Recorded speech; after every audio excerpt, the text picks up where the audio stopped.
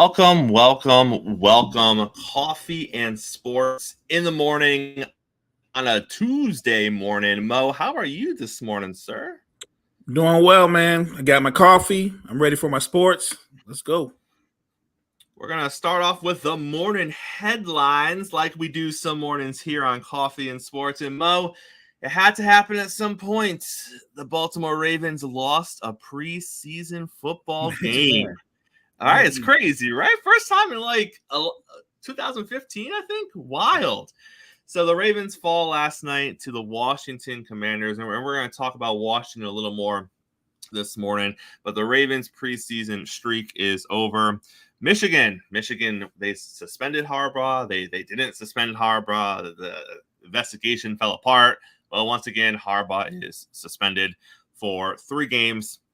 Do I think it's really going to impact their season? No, but he will be missing 3 games. Also, the Knicks are suing their ex-worker. They have an ex-worker who went over to the Toronto Raptors and apparently took secrets of the trade with them. Mo, not quite sure what he took over with him to the Raptors. What secrets? That was worth being sued over. But it's going to be a multi-million-dollar lawsuit against this ex-employee or whatever the case might be. And then the New York Yankees are calling up the farm. They're calling up all the young players. And as a Yankee fan, there isn't much there to call up. But it made a headline.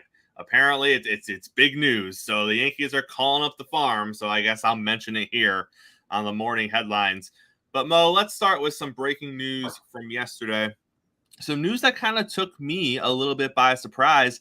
And that is that the Indianapolis Colts have granted running back Jonathan Taylor permission to seek a trade. Now, this is interesting because the original stance, this all happened, a few weeks ago when all the running back hoopla was happening in the National Football League. And it came out during that time that Jonathan Taylor was unhappy. And it also came out during that time that Jim Irsay basically said, I don't care if Jonathan Taylor is unhappy. He's not getting paid. He's under contract. It is the way it is. These running backs should have known better, this, that, and the other thing. And then apparently Taylor meets with the organization. He signifies that he wants to be traded. And Irsay comes out and says, no, there's no way in hell. He's not being traded now. He's not being traded in October. He is a Colt, and he will remain a Colt until his contract runs out. And now apparently we have changed our tune. Maybe it's because the dolphin died. Yeah. Listen, y'all don't want to, and y'all don't want to put any credence into this, Mo, but when you lose an animal, like Irsay, $20 million large he was going to spend to get that dolphin across the country, and that dolphin passed away. Maybe that's opened up his heart a little bit. Or, Mo, maybe he's realized that he doesn't want to go into the season with a disgruntled star running back on his roster, and maybe he's just over it. I'm sure that the local newspapers, like they usually probably do, are shredding Mr. Irsay. And rightfully so. I agree. And maybe he's looking at it like, let me just give them one less reason to tear me apart every day on a regular basis. But that brings us to the bigger question, Mo, which is obviously what happens next. So Jonathan Taylor is given permission to go find himself a trade, but the Colts have already stated we at least want a first-round pick back for you. So the conversation for Jonathan Taylor is going to open with a first-round draft pick. So the Dolphins are already saying that they're going to explore the opportunity. Buffalo seems to be interested in exploring the opportunity. Mo, is there a team in your mind that sticks out that needs Jonathan Taylor?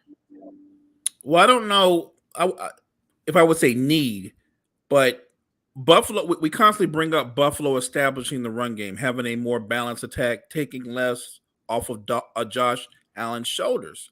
So if I said need, it would be Buffalo. They do have good running backs, but we're talking about a great running back. And so immediately you go to the Bills. But if you're saying a team that might pursue that, maybe it's the Kansas City Chiefs. Maybe it's the Super Bowl champions. Maybe because they're a smartly run organization and they're saying, you know what? Pat does everything. But can we make life easier for him by giving him another weapon, giving us a curveball, if you will, a guy that can give you 13 to 1,500 yards and he can catch the ball out the backfield? I can see him going to the Chiefs. I just don't know if Kansas City values a running back.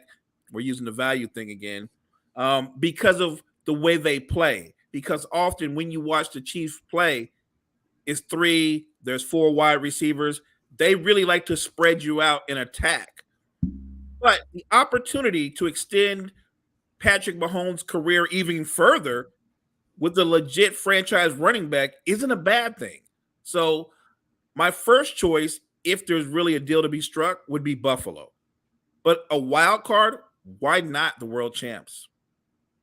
I agree. And, I look at this as a Dolphin fan and I say to myself, man, do we need Jonathan Taylor? And I look at it similar to the Dalvin Cook situation. I didn't think we needed Dalvin Cook. And Miami even came out and said Dalvin Cook is a luxury. But I will say this. Dalvin Cook is 28 years old. Dalvin Cook is a couple of seasons away from that magical 30 number. And we all know what happens, generally speaking, to running backs when they hit the magical 30 number. Yes, there's exceptions to the rule, but there's not many. Jonathan Taylor is 24 years old. Jonathan Taylor, understand rookie deal is almost up and he's going to get paid. And I get that's part of it. But I would argue that Jonathan Taylor had at least 3 good years, maybe 2, at least 2, probably 3. I get a little there. And again, part of me, and I don't know how I would know this, but part of me looks at this and I have to say he can't go to. If I am me, and I get it, we're comfortable with our running back room. I like Mostert. I like Wilson. I like Devin A-Chain. I like those guys. I'm also comfortable with those guys. And I was okay watching the Jets sign Dalvin Cook and the Jets sign Zeke. If I'm going to be also watching the Buffalo sign John. I look across the division at all the different running backs. I'm like, hang on here. Everybody upgrades the running back position and we don't.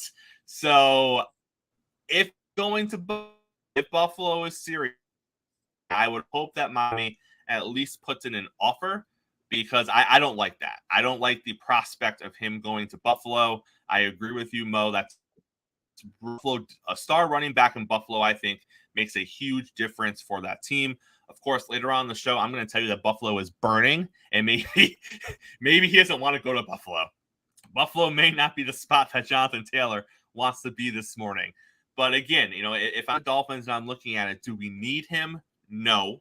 But at the same time, I don't think it's fair to look at Taylor and Cook in the same way. I think Taylor is more valuable than Cook. We're the Jets to be aware. I mean, he's coming off an injury as Dalvin Cook. That's why he's not practicing yet. He's banged up from an injury. So I get it. The injury side is always going to be there. And that's always a conversation with running back in the first place. That's why we're devaluing them. That's why we're not paying them, as they're always hurt. So outside of that, I think it's a different conversation with the talent level and the age and the fact that he's right in the middle of his prime as compared to Cook. But that being said, you know what a star running back is looking for. He's looking for a good O-line. He's looking for a system where he can win, where he doesn't have to run the ball necessarily 30 times. And I would not be surprised if he ends up with the Chiefs, because not Pacheco there, but they don't have a top tier star. They have a 7th round guy who played well. So I would not be surprised if he's just another one of their troves in their treasure chest, because the rich couldn't he extend richer. his career?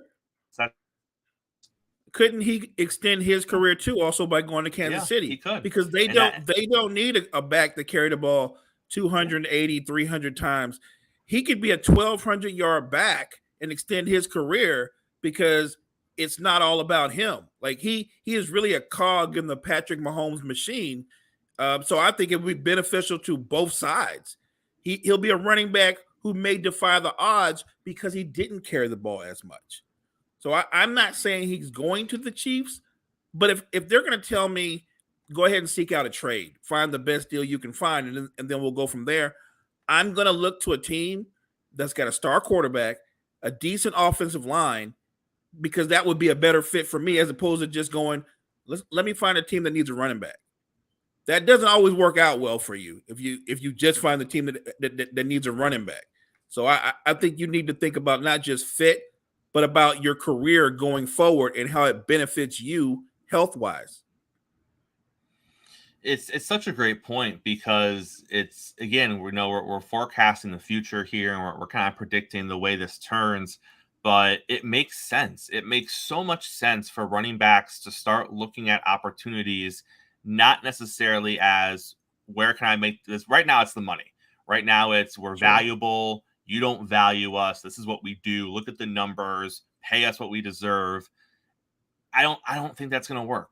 I don't think there's going to be some magical tide in the turn the tide, and we're going to start paying these running backs all this money across the league. So what happens next? What's the next step? What's the next progression? And like you just said, Mo, the next progression is, well, if you're not going to pay me a lot right now, how can I make money? By playing longer. So if I can find a spot where my body's not getting beat up, where I'm around good people, I have a good O-line, I can win while doing it, because let's be honest, people are more willing to give out money when you're winning championships. Like winning is a cure-all. So what better way to get an extra 2 or 3 million out of an organization than go to the playoffs and have a couple of great plays in the AFC Championship game or the Super Bowl? That's a real good way to be like, hey, hey, look at this Super Bowl, right? Extra 2 million, sure. Like that makes sense. And we could start seeing that shift. We could start seeing running backs look at it and be like, you know what? I'm not going to sit here and demand 12 million a year.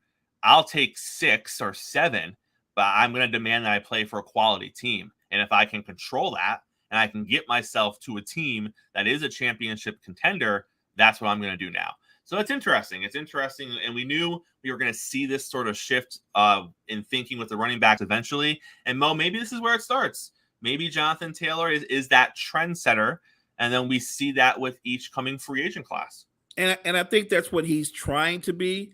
But on the flip side, I think this is Jim Irsay saying, going out there, see what kind of market there is for you. Then you'll find out how much you're really not worth, right?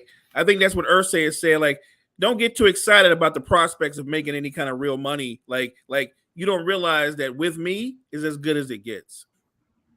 That's such a Jim Irsay way of thinking too. That's no doubt. exactly what he's thinking. What a guy that Irsay is. Yeah. Jeez. Gotta love him.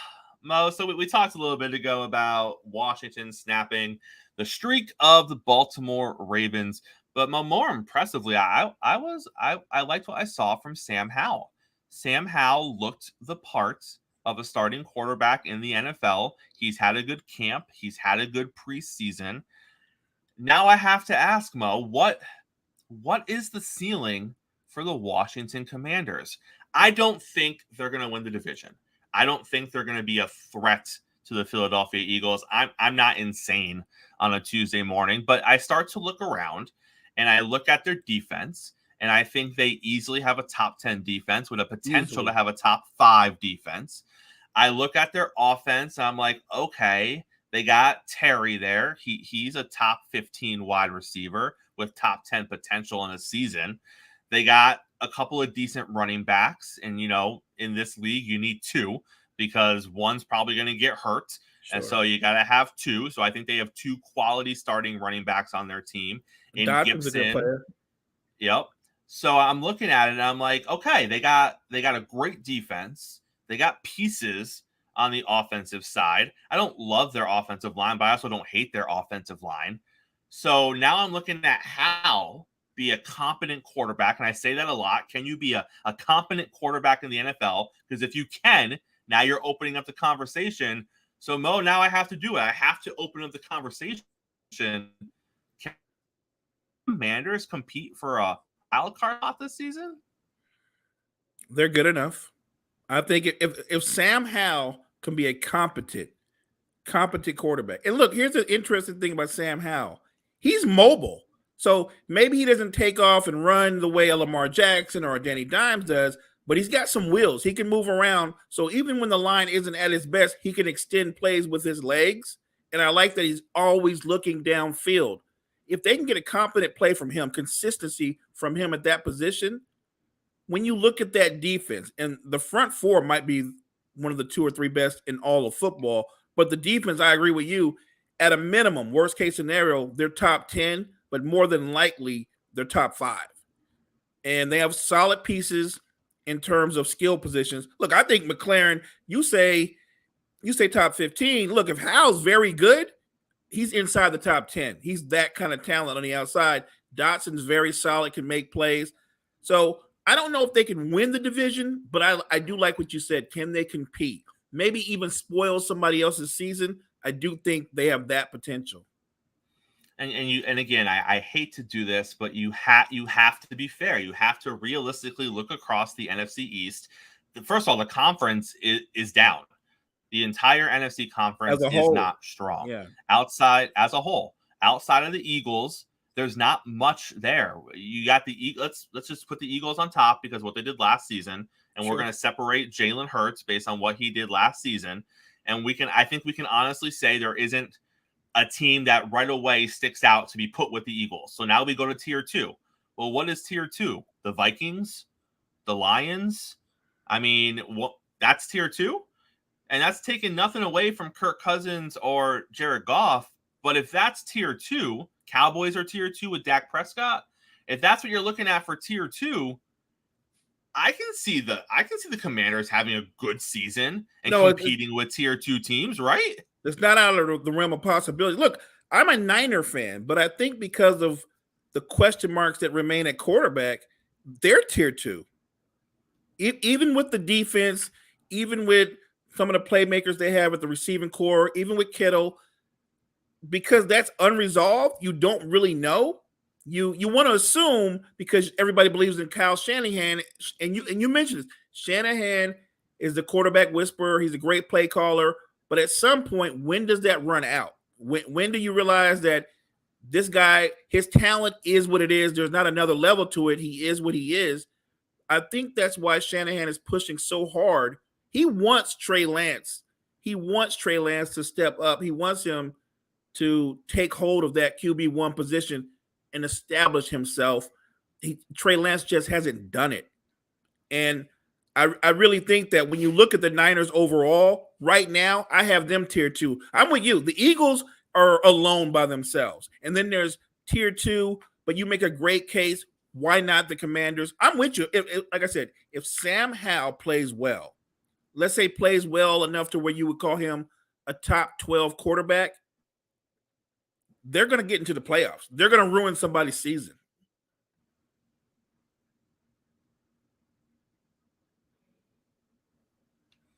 And in all honesty, if I had to lay money on it right now, I will tell you this: Sam Howell is going to statistically have a better season than Daniel Jones. Now, I'm not saying that the Commanders are going to for sure win more games than the Giants, because the Giants proved last season if things fall the right way, they have a plan in place that can get you 9 or 10 wins and get you into a wild card. So I've seen them do it. So I'm not going to discount what they did last season, because it's completely in the realm of possibility. The same game plan and a few breaks bounce their way, they can win 9 or 10 games against the playoffs again.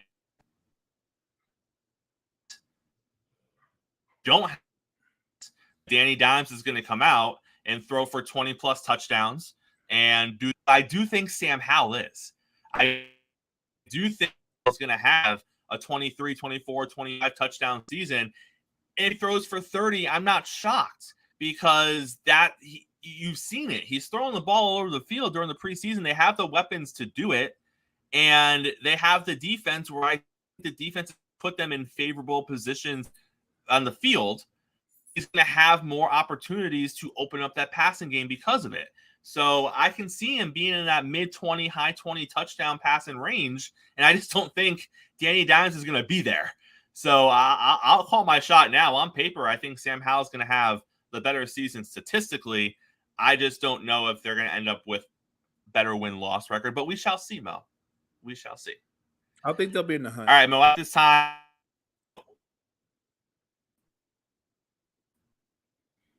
we're going to morning show. Friend of the morning show. That is Brett. Let me get Brett up in here. Watch that 3. Oh, yeah. Brett, how are you this morning, sir? Oh, I'm doing great. How are y'all doing today? So, Brett, I figured, hey, we're about to transition. Hey, we are great.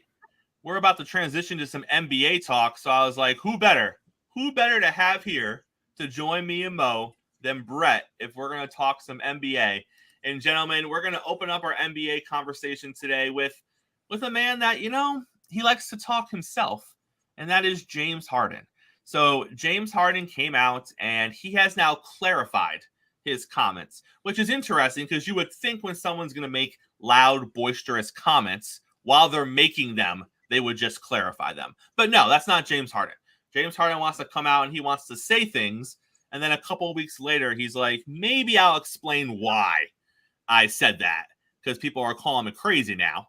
So James Harden has come out and he has explained that the reason he called Morey a liar is because, according to him, Morey said, once you sign the deal, we're going to get you out of here quick. The trade's going to happen. So sign the deal, come be a part of us. We're going to get the trade facilitated. That way you can get out of here. We can get something back in return for you. You help us. We help you. Everybody is happy heading into next season. Mo, if that conversation took place, and I understand that, Morey isn't the end-all be-all. Morey could have made that promise, and the people above him could have been like, no. That's not how this operation is ran. It's great that you said that. We're glad you got him to sign the dotted line, but we kind of dictate what happens from here. So I get it. But if Morey did say that, regardless of what happened or what circumstance took place afterwards, doesn't Harden have a reason to be upset?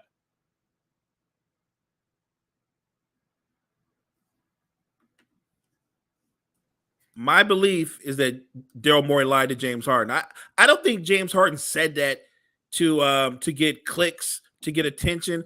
I think he said that because that's what he believes. Never mind what fans may feel about James Harden. That's a different topic. We're just talking about the relationship between James Harden and Daryl Morey and why James Harden feels the way he did. I think you hit it right on the head.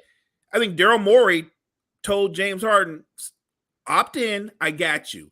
Don't worry about it. We'll work out something. It'll be fine. And then I think that Daryl Morey's bosses told Daryl Morey, you can go ahead and get him to sign, but we didn't sign off on that. But go ahead and get him to sign because we don't want him to just bounce anyway, right? So we actually need him to opt in so that if we do move him, we can get value in return. So get him to sign, and then we'll go from there. So I understand why James Harden is upset. I think that's exactly what happened. I think because of their relationship, they had let's call it a handshake deal. I got you, James. Don't worry about this. We've been together. We've worked together for over 10 years. You know me. I'm going to take care of you. And James was like, well, I want out. And he goes, I know. I got you. Just opt in and I'll get you to where you want to go. I believe that Daryl Morey ended up having to answer to his bosses, and that changed the course of the whole deal. And now I think Daryl Morey's stuck between a rock and a hard place. You've got James Harden. He's a Sixer who doesn't want to be there, who's clearly disgruntled, does not trust you or the organization. And you didn't like the deal that the Clippers put forth, which is probably the best deal you were going to get. You're not going to get a star for a 34-year-old declining star. That's not how that works. You might get picks. You might get some playable assets that can help you, but you're not going to ever get equal value. James Harden is a declining player, and Daryl Morey is holding out for some kind of epic deal that's not there. Brett, is it Clippers or bust for Harden?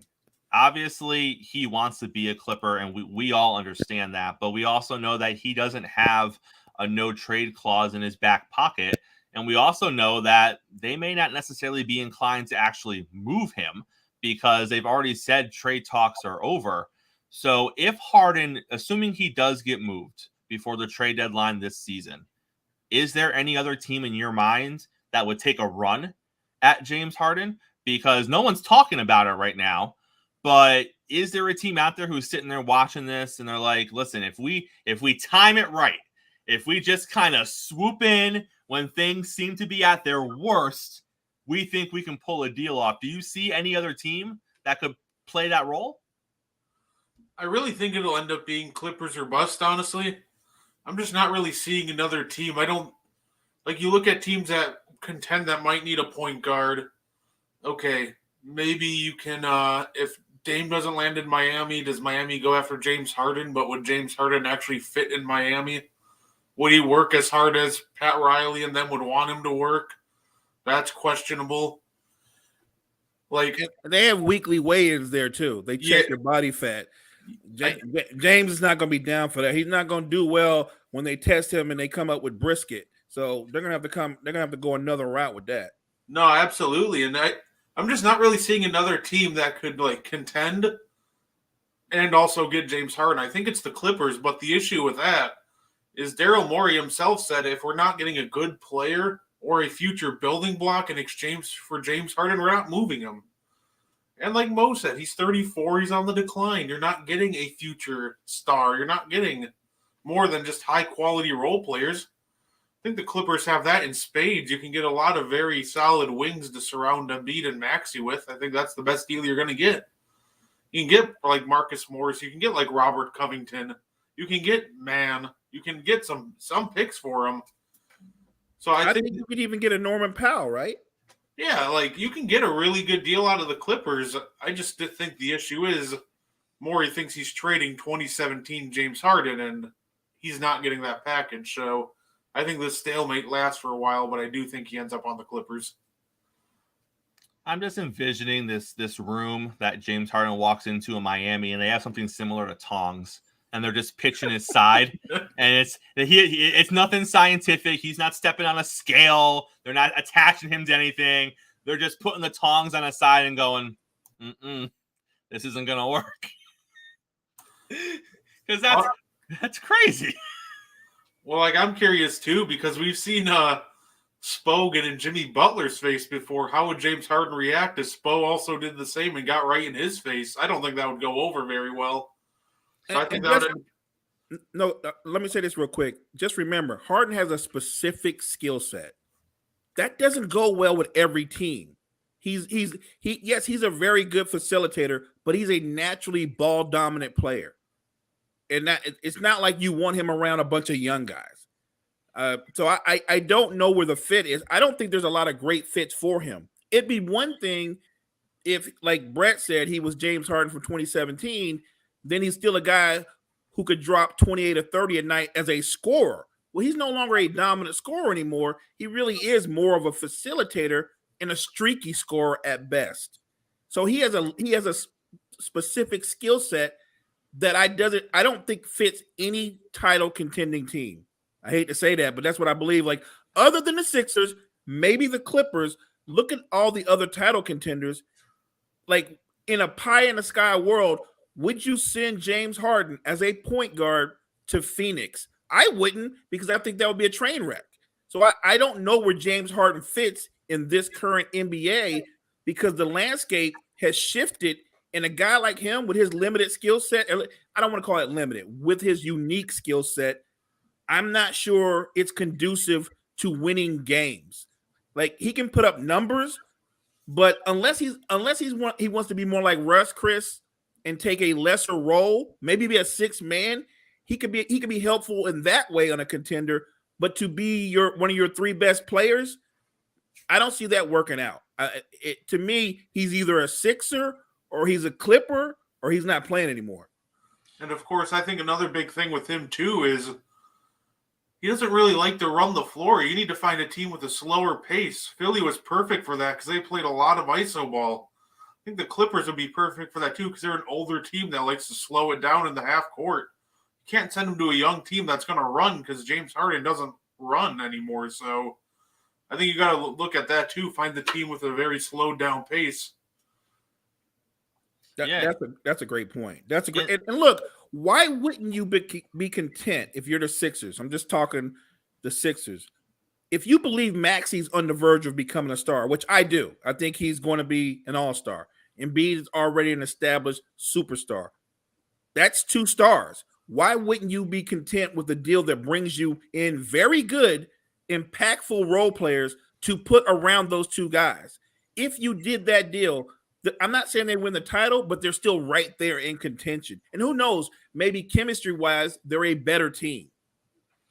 In the chat, Kyle made a good point. Kyle said that, maybe Morey is trying to find a poorly run franchise to overpay for Harden. And I do think to some extent, Morey is holding out because he wants a certain deal. He has in his mind what he thinks the value of James Harden is. And we saw with the Ben Simmons situation, he is a patient fella. And he will wait until either he has to make a move because of a trade deadline situation or until he gets an offer that he is comfortable with. So I don't foresee him blinking first. And don't forget the kicker that's in James Harden's contract. This is his last year. He can't sit out past the 30-day mark. Otherwise, that kicker becomes activated, and now he's potentially sacrificing his next season as well. And then in the chat, we have Key with a trade suggestion. She said that she would trade James Harden for a Will Smith CD and some Now and Laters. Now I have to ask what flavor Now and Laters are we talking about? Because if they're the lemon ones, I'm not on board. But if they're the sour apple or the watermelon, I got you. I see what you're saying. Oh wow, I like those bitter ones. You like the bitter ones? Oh yeah. All right, gentlemen. James Harden aside, some sad news coming out of Chicago. Lonzo Ball announced that he is going to miss the entire 23-24 season after undergoing a third knee surgery. Lonzo hasn't been on the floor in the NBA since January 14th, 2022, and now he is going to miss the entire 23-24 season. Brett, are we going to see Lonzo play again? Let's start there. Because now you're looking at him potentially not coming back until the 24-25 season. That's a long time from January 14th, 2022, when he would have last played in an NBA game. So do you think we see Lonzo in a Chicago Bulls uniform again in his career? Let's start with that. I think that his contract is up in about 24-25. I think that's the last year of his contract. I think he comes back. He probably plays a little bit for the Bulls. And I think when he comes back, because I know he's gonna try his best. Like, I feel bad for the kid. He's so young. He was developing very well, and I was excited for him before all the knee injuries. So I'm rooting for him to come back, and I think he'll end up beating this. I think he'll come back. I think the version of Lonzo Ball we get is he'll be strictly a 3-and-D player. He'll still have elite playmaking, but I think the issue is you're taking away a lot of his boost he gave in transition. He won't be able to get inside because he won't have lift anymore. He won't have the acceleration. And I think on defense, he'll still be a really good defender. I just think quicker players with really shifty change of directions are going to give him problems because he doesn't have that lower body to really turn and move with him. So I think he can come back. And I think what's really going to help him is the last 2 years he did play, he shot 40% and 42% on catch and shoot threes. So I think he could still be a really good 3-and-D player. I just think if you're looking for him to continue to develop into even an all-star to a star level player, I think the odds of that are 0. But I think he could still come back and be a really good role player on a title contending team as long as he comes back and his jump shot stays. And Mo, we've talked about this before with other players. When the knees deceive you, it's tough. Like, there's in the NBA, you need your knees, and it sounds silly to say, But it's just one of those things where when you don't have that lower body, there's so much you can no longer do. Like Brett just alluded to, obviously he's going to try to come back, right? But what does that look like? What does his current skill set lend to if you take away all those things that Brett was talking about? Is he valuable on a team next season or the season after as a 3-and-D player? What would his value be in the league at that point? So here's the thing. I've always thought of Lonzo as a 3-and-D player. That's what he is. He's always been that. The perception is that he's the kind of point guard that breaks people down off the dribble and averages 8 or 9 assists a game, and he's never been that. He doesn't attack the basket. That's not his strength. He doesn't attack the basket because he doesn't want to go to the free throw line. Lonzo Ball averages less than two free throw attempts per game. He doesn't get to the line. So his strength, even when you looked at what he did with Chicago in that limited sample size, he only averaged 5 assists a game. What he was really good at, he was a lead on defense. He pushed the ball, but when he gets up into a half-court offense, he handed the ball off to DeRozan or Levine, and then he spotted up in the corner. So I think he was always a 3-and-D guy. I actually thought that his ceiling, when we talked about what he could be very good at, I thought Lonzo Ball was going to be an elite 3-and-D guy. I'm talking about the kind of guy that would make all NBA defense 4 or 5 times, get and be a reliable 3-point shooter. And he's become that over the last couple of seasons. So I think that when you're talking about a kid coming back from a 3rd surgery, this one's a cartilage replacement. So I'm looking at Sean Livingston, and I would hope at a minimum he can come back and fill a role, help a team win, but in a different role like Sean Livingston was able to do. Now, it took Sean Livingston almost 9 years to really come all the way back and fight through the injuries. I hope it doesn't take Lonzo nearly that much time. I hope he's able to recover and maintain a level of his athleticism. But Brett's right. When he comes back, straight ahead speed, he'll be fine. But if he's playing against a shifty point guard that can go side to side, he won't have the lateral quickness to stay in front of them. So I do think he can be a very impactful player in a different role. But to me, it's the role that he was already playing anyway. So I'm hoping he comes back and is once again an elite 3-and-D guy. Now, Mo, I want to throw some names at you. All right. Let me and Brett, you too. Take a listen to some of these names. Magic Johnson. All right. Oscar Robertson. How about Jerry West? Isaiah Thomas, Chris Paul, John Stockton, Steve Nash. How about Jason Kidd, Gary Payton? Love J. Kidd. Russell Westbrook, Damian Lillard, Walt Frazier. All right. Nate Archibald. He's better than all of them.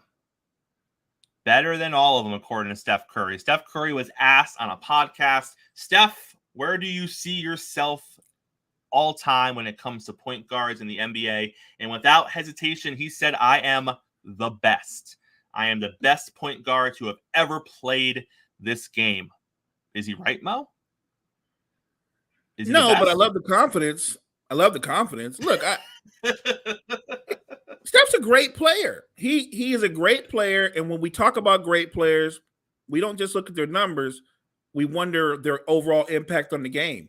He has literally changed the game of basketball in the way that the 3-point shot is not just used, it is becoming a normal shot. Steph turned the 3-point shot into a normal jump shot. Think about that. And he extended the range. Like now, it's not uncommon to see a guy like Dame or Steph or Trae Young launch from 35, 40 feet without breaking their form. His greatest superpower is not just the shooting. It's just the fear of him coming open, coming off a screen. He makes your whole defense react when the man doesn't even have the ball in his hands. So I when people want to talk about all-time greats, Steph's in my top 10. There's no argument. But I can't call him the greatest point guard of all time when within that top 10, that same top 10, well, he's not ranked ahead of Magic. So how can you be the greatest? You're not ranked ahead of the man. I'll say this, because his career and his story is still continuing, If Steph were to add another championship to that resume, that'd be a different story. That'd be a different conversation. But I think there's a bigger gap between the two than most realize. Steph's a greater scorer, no argument. Steph's got 4 championships. He's got 2 finals MVP. Magic's got 3 finals MVP. He's got 5 championships. Steph has 2 regular season MVPs. Magic's got 3 of those. Steph has led the league in scoring twice. Magic has led the league in assists 4 times. Steph has led the league in steals once. Magic's done that 3 times. As a basketball player, Magic's a better basketball player. Never mind the point guard part, but just as a basketball player. You can make the point, well, Magic's not an elite defender. Neither is Steph. But it's a lot easier to hide the guy that's 6'9", that can play all 5 positions than the guy that's 6'4". So I have no problem with Steph being in the conversation. I would just say this. We're so quick to dismiss Isaiah Thomas. That's kind of disrespectful. And I would say this too. John Stockton, look, I hated him when the Lakers played against him. The guy was just really frustrating. I used to swear John Stockton was the dirtiest player in the game. And the truth is he was one of the greatest players in the game, period. Hard-nosed, tough, physical, but he doesn't get enough credit when we talk about great point guards. I do think Steph's in the conversation. And like I said, I love his confidence, but I think it's Magic. There's a gap, and then there's Steph and Isaiah and the rest of those guys. I think the second part of Steph's quote is accurate. He said the conversation is between him and Magic, and I do agree with that part. I do think that Steph is the second best point guard of all time. I do think Magic is still ahead of him. I think Magic's a better basketball player. Now, do I think Steph's a better offensive weapon? Yeah, he authored the greatest offensive season we'd ever seen in 2016 when he cashed 402 threes and hit 45% of them. I do think he's a better offensive weapon, but just as an overall basketball player, I would take Magic, and I still think he's ahead of him. If Steph, like Joe said, if he wins another finals, adds another finals MVP, authors another all-timer of a season, it could still happen. I think he could still pass Magic. I think that's still a possibility, but as of right now, I think he's still behind Magic. So I disagree with him saying he's the best, but I do agree with the part where he said the conversation is him and Magic. And like Mo said, I mean, love the guy's confidence, and they both, and this is lost too, and I think it's because of the generation we live in, guys, and I think it's because you focus so much on a couple things. One, what you've actually witnessed happen with your own eyes, which I think we all do that. But sometimes you become a creature of the moment and you become trapped in recent memory. And obviously Magic isn't a recent memory. So you look at what Steph has done for the league. You look at what Steph has done and how he's changed from AAU all the way on up. And you can't deny those things. And those things are important. But while you have those conversations, some people forget or are not aware of what Magic did for basketball. Because there may not be basketball today if it wasn't for Magic and Bird and what they did for the league when they came into the league together. I mean, you look back and you think to yourself, there was a point where the NBA finals were on tape delay. Yeah. There was a point where I could potentially know who won game 3 of the NBA finals before it even aired on TV, because that's how unimportant the NBA finals were. And then you look at 2023 and the rank and the ratings that the NBA finals and the NBA playoffs as a whole bring in for the league. And it wasn't that long ago that nobody cared. So, you can't discredit what we have today by not acknowledging how we got there, because we wouldn't have what we have today if it wasn't for Bird and Magic. And I know that some people want to put all that on Jordan's shoulders, and they want to say, well, Jordan did a lot for the game of basketball. He absolutely did. But he didn't save basketball. Agreed. Basketball was already saved, and then Jordan helped elevate it to a new level. That's what Jordan did. But if it wasn't for Magic and Bird, who knows what the National Basketball Association looks like? Who knows? Honestly. And how relevant would it be today? Right. Would it still be around? Probably. Right. I doubt it would go away completely. But you look at the NHL, for example. Yes, they've grown in popularity over the past 10 years. But if you look at the NHL in the mid 2000s, they're not competing. They weren't competing with the NBA. They weren't competing with the NFL. Look at where baseball was back in the late 90s compared to where baseball is today. It's not close.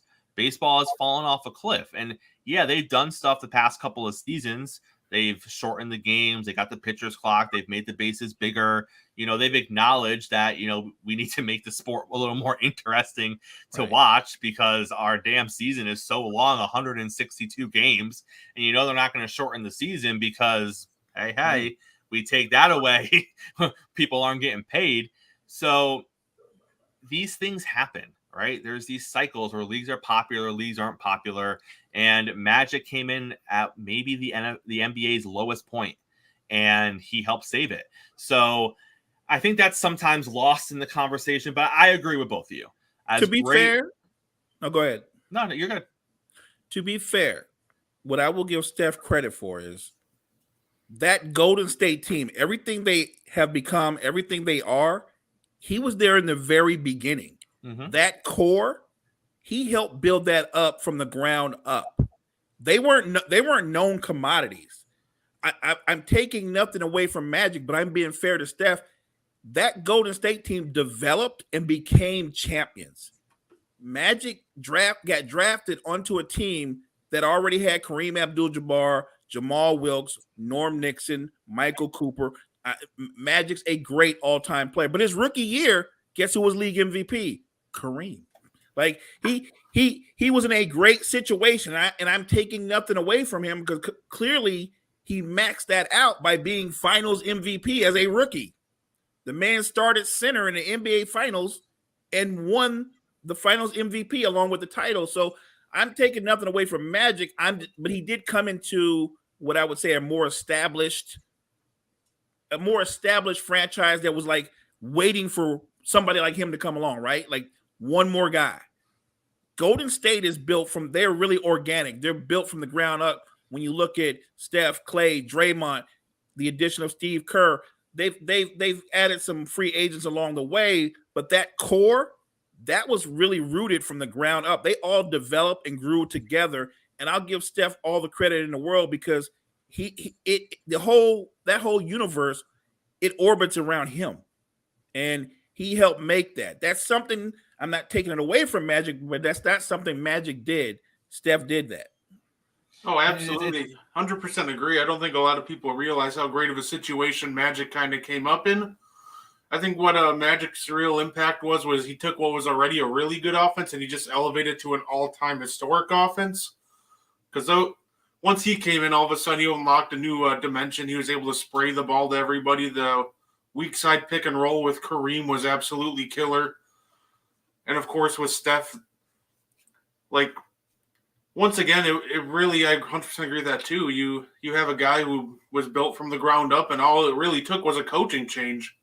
Mark Jackson was never going to unlock the full potential, but once you threw in Steve Kerr's offense, that offense exploded. And a lot of that was thanks to just Steph Curry. So I agree with everything you said, Mo. And that's the interesting thing about Steph is that when you think of him, you think foundational, you think organic, because it's not just the Warriors like we just talked about. It's also the impact he had on the league. He changed the league from a foundational stance. He wasn't a big name coming out of college. He was known for what he did at Davidson in the March Madness the year before he came out, or the 2 years before he came out. But he didn't come into the league with the aura of he's going to be the next superstar. He came in known for what he just did in the NCAA tournament. And they're like, oh, I know that name. I know the name Steph Curry. And that's what he came in with. And then he went to an organization where you're like, that sucks for you. You're going to go die up there because that's what happens up there. So he came in with that.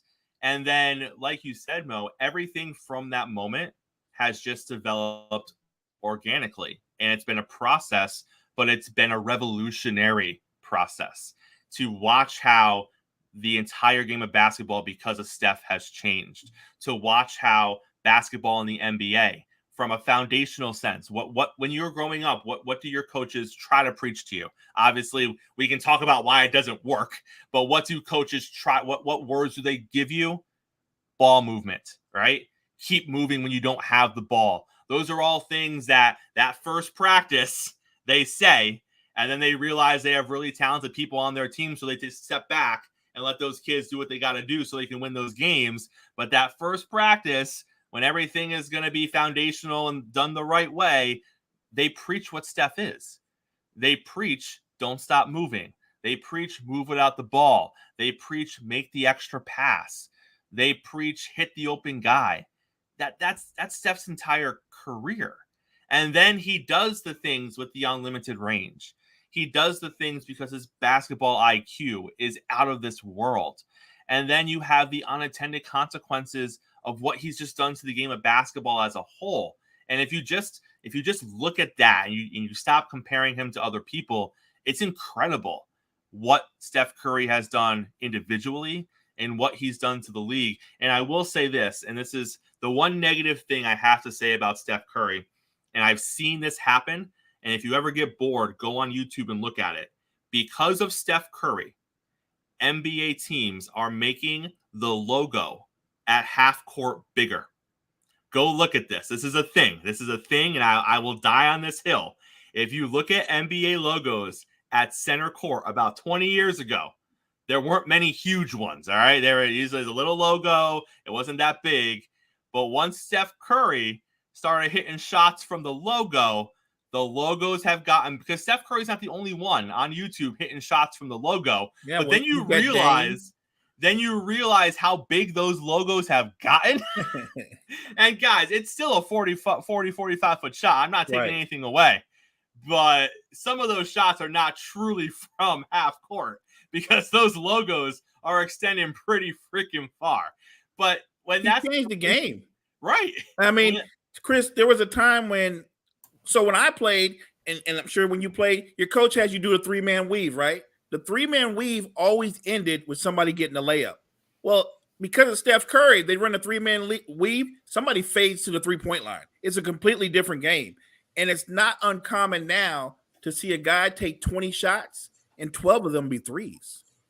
That's common now. That's normal. Can you imagine if they did that in the 90s, how quick you would get put on the bench if you took 12 threes? And we just talked about it. What is Lonzo Ball? A 3-and-D player. That wasn't a terminology 20 years. That was 20 years ago. If someone walked in and was like, listen, coach, I can be a 3-and-D. And they're like, you can be a what? So all you're going to do is hit threes and play D? No. Right. That would not, but because of the evolution of that's a thing now. We value guys who can hit a three. And then we look at teams like how many seasons were we looking at the Lakers being like, man, if they could get a couple more good 3-ball players, and that's been LeBron's thing his entire career. When LeBron, now he's gotten better at the 3-ball as he's gotten older because he's taking it more often. But for the majority of LeBron's career, one of his biggest knocks were he doesn't shoot the 3. He didn't need to, but what would you put around him? What was the flaw in his game? The 3-ball.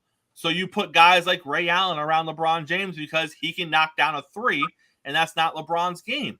So literally, we saw the value of that person who can just do that skyrocket, not because people just woke up one day and was like, man, these 3-ball people it's because of Steph, guys. Steph did that. Man, oh man. All right. No, we got to stop loving Steph. We're loving Steph too much in here on the morning show this morning. We're probably upsetting Magic fans out there. We like him too.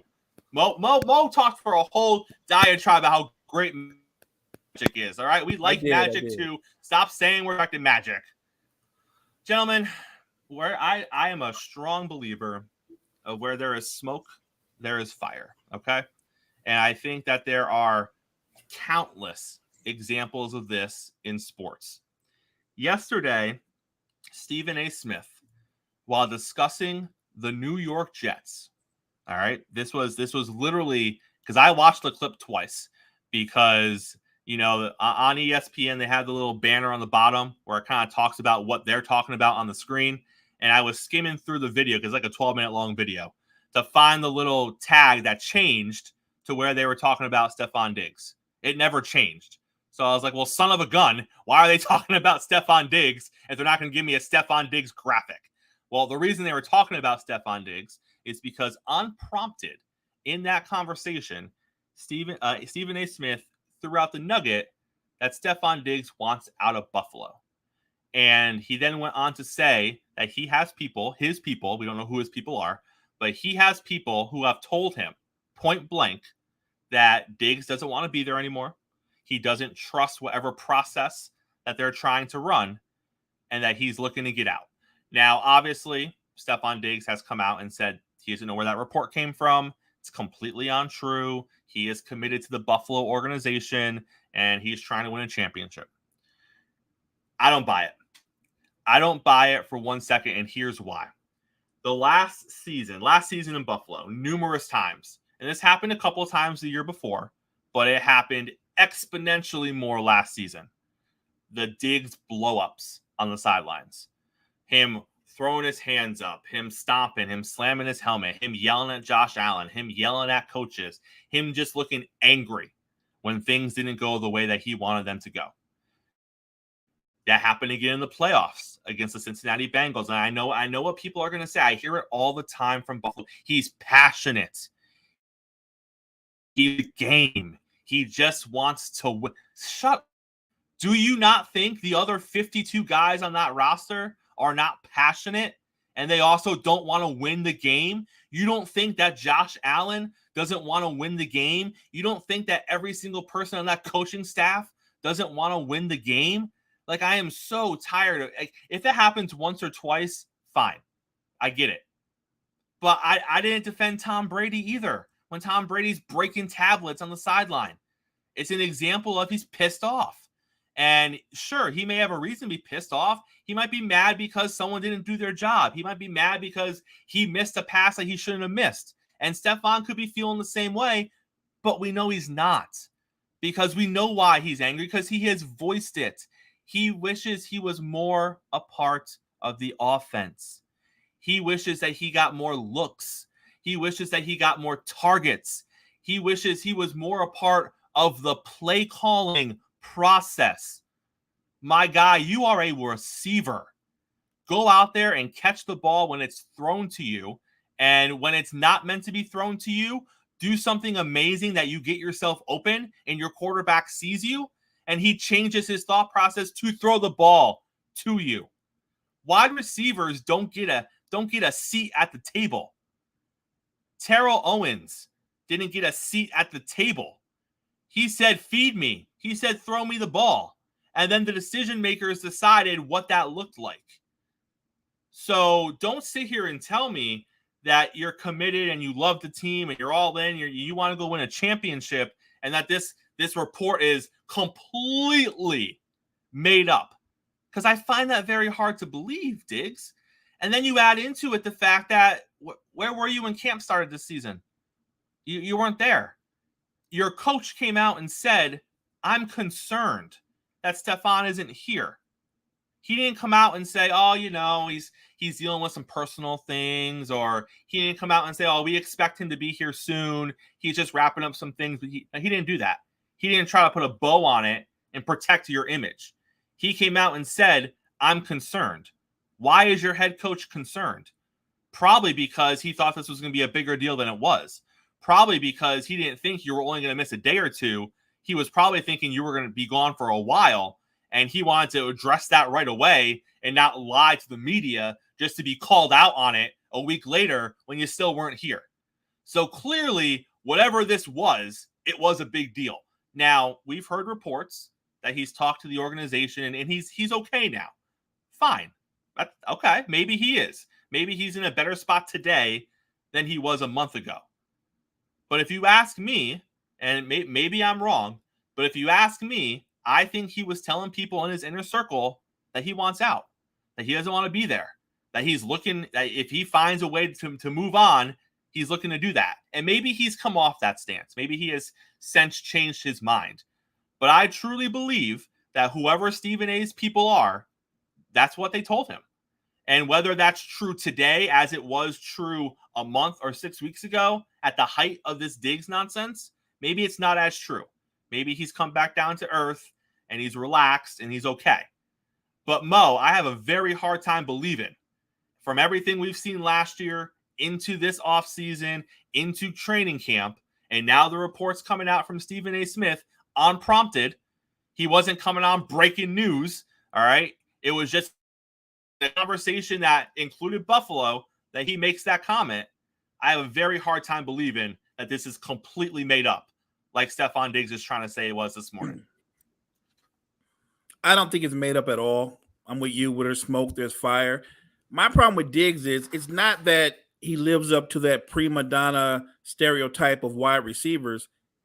He's concerned because a guy like Gabe Davis has elevated. And because Gabe Davis has gotten better, he's got to share a bigger piece of the pie, right? There's no doubt Stephon Diggs is their number one, but Gabe Davis is coming up. I mean, he plays at a level to where you could argue he's almost a number one. Stephon Diggs already gets the most targets.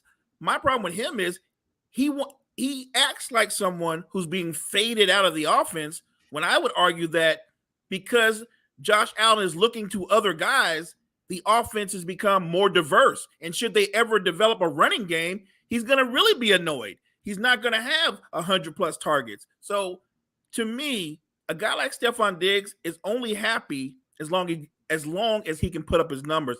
I think he's more concerned with numbers than winning. And I have a problem with guys like that that say it's all about winning, but it's really more about your individual numbers. If he wants to move on, he can move on. I would make the argument, though, where are you going to go? Because you're not going to get to pick your team. And who's to say you don't end up on a franchise where the quarterback's not very good? Then you're really going to be miserable. So you don't really know how well you have it playing with a franchise quarterback right now in his prime. Like you said, run your routes, get open, catch the football. You've already gotten paid. Be quiet, man. Do something you're not known for. Be humble. And not just let's be honest. Kirk Cousins is a franchise quarterback. So he goes from a B+ franchise quarterback who has respect from his team and his players. Then he goes to Josh Allen, who is in that elite category because he's putting up 4,500 yards a season, 30, 40 touchdowns. I don't have his numbers in front of me, but he's a lot more touchdowns than Kirk Cousins is putting up, right? In a much more explosive and dynamic offense than you had in Minnesota, which you weren't coming from a slouch in Minnesota. You were coming from a good team and a good offense, and then you got to a better team with a better offense. And what's next for you? Because if they moved you, whatever team you are moved to is going to realize that you've complained your way out of 2 previous franchises, because that's what this is. If they move you, that's going to be the image. It's because of what was being reported was actually true, and you really don't want to be there. And now we have to be like, well, he put up numbers for a couple seasons in Minnesota. Everyone shows the highlight of the catch in the playoffs against the Saints, but then he got cranky, and they moved him. Then he goes to Buffalo, and he's better. He's Josh Allen's number one, and they go to an AFC Championship game, and they're Super Bowl favorites for a couple of seasons, but they don't quite get over the hump, and then he complains, and they move him. Why do I want you at that point? Because now I'm looking at it, and let's say I'm a team with a good quarterback. Let's say I'm the Bengals. Let's say I'm the Cowboys. Let's say I'm the 49ers, right? I'm a good team. I'm expected to win my division. I'm expected to be in the playoffs. How do I want to come here for 2 years or 3 years, and then you complain, and then we have to move you? Oh, and by the way, you're not as young as you were 3 years ago, and you're not as young as you were in Minnesota. So now you got more tread on your top. You seem to be getting louder as your career goes on, because we didn't really hear any noise in Minnesota until the end. For the most part, he seemed to be content. But that last season, the chirping started, and then it got pretty big towards the end of his tenure, and then he was gone. Well, in Buffalo, the noise started at the beginning of last season, and we watched it develop and grow through the length of an entire season, into an off season, into the start of a following season. So now you're just getting louder. So I don't know what you think this is doing for your career, Mr. Diggs. But if you're not careful, you're going to end up with a quarterback who's nowhere near a Josh Allen or a Kirk Cousins. And right. they might pay you. You might be getting paid towards the end of your career, but you're not going to be winning. And you're going to be a lot crankier than you are right now because you're going to be with guys who can't get you the ball. And Mo, like you said, Gabe Davis is emerging. They just drafted a tight end who's expected to, in a couple of seasons, be one of the top tight ends in the league. He has a lot of praise coming out of college. You don't think that Josh Allen's not going to go to their new toy at tight end as well? Right. And they still have Knox up there. Right. So, listen, I don't know. Appreciate your teammates because, right, the reality is the better Knox is, the better Gabe Davis is, the harder it is for defenses to game plan for you, right? Because they can't double and triple team you if those guys become legit threats on their own, which they have. That should be a good thing for you. You think that Tyreek Hill is complaining that Waddle has stepped his game up, that Waddle is elevating? Tyreek Hill loves that. It makes Tyreek Hill harder to defend. I just don't understand. I take that back. I do understand. Stephon Diggs is all about Stephon Diggs. More than anything. More than his team, more than winning. Stephon Diggs is about Stephon Diggs. Brett, if they win, let's say they come out of the gate strong. All right, Buffalo opens up 5-1 this season. Does it quiet everything down? Or does he actually need numbers? Is it going to be the stats? So what calms the situation? Him just getting fed the ball? Buffalo coming out strong and winning? Because I feel like, Brett, if Buffalo comes out of the gate 2-2, 3-3, 3-4, this is just. I think when it comes to Diggs, I think as soon as he made the comments that he wasn't getting a big enough part of the offense, he already knew where this lied. He wants his numbers. I think winning probably helps some, but I think more than anything, he just wants his numbers. Last year, Gabe Davis and Isaiah McKenzie combined for 158 targets. Stephon Diggs alone at 154. How many more targets do you need? If you get targeted any more, then the offense becomes way too one-dimensional. And I see Doug in the comments saying he wants to play with his brother, which means him going to Dallas. But you're already unhappy with 154 targets. Now you want to go play with CeeDee Lamb, Michael Gallup, and a lot of other talent who are going to eat into your targets? Like, to me, that I don't even know what would please him at this point. Maybe playing with his brother would, calm him down a lot more. Maybe he'd be happy in Dallas, but I just think at the end of the day, we now just see that Stephon Diggs cares about Stephon Diggs, and he just wants his numbers. And I'm really not sure where he's going to get more touches at this point from Buffalo, because I already think 154 targets is an absurd number. I think they throw him the ball too much already, too often. I think Josh Allen feels pressure to throw the ball to him, and he forces the ball to him now, and he actually wants more targets. He won't get more targets in Dallas. He'll get targeted, but he won't get more targets. And I think Dak's a good quarterback, but he's not better than Josh Allen. So you're not upgrading at quarterback either. So the idea that you want to go play with your brother, that sounds good. You could just be a professional, play out your contract, and then go play with him. And Mo, to loop back to something you mentioned a few seconds ago when you were talking about Tyreek Hill, if you go back to last season and you watch a couple of the Dolphins' early games, there were moments during those first couple games of the season where Tua forced the ball to Tyreek. Because I get it. When you have an elite wide receiver, you sometimes think as a quarterback or as an offense, you feed through this guy first, and then you go from there. And if you look at some of the NFL Films stuff from those first couple of seasons, you catch glimpses and snippets of Tyreek on the sidelines pointing out to Tua where he should have went with the ball, and it wasn't to him. And that right there sets the table, because that is your top guy coming to you and saying, I don't need the ball every time. If there's a better route open, if someone is open and I'm double teamed, even though I think I can probably catch the ball, go to the other guy. And that right there takes all the pressure in the world off of QB1. Yeah. Because now QB1 realizes you're okay not getting the ball. Now, granted, if they just stopped going to Tyreek altogether, I'm sure he would come around the other side and be like, hey, where's my ball? But just to have him come to you in the first couple games of the season and be like, you don't have to go to me. If the tight end's open, hit the tight end. If Waddle is open, hit Waddle. If the running back's coming out of the flat uncovered, go there. I'm okay with that. You know Stephon Diggs isn't doing that. Stephon Diggs is coming to the sideline saying, hey, you threw it to me 4 times in that drive. It should have been 6. I was open the other 2 times. Like that's clearly the stuff he's saying when he's almost outgaining targets of your 2 and 3 wide receivers. That's how much he's getting the ball. And there comes a point where isn't the defense just going to take Diggs away? And now what are we doing?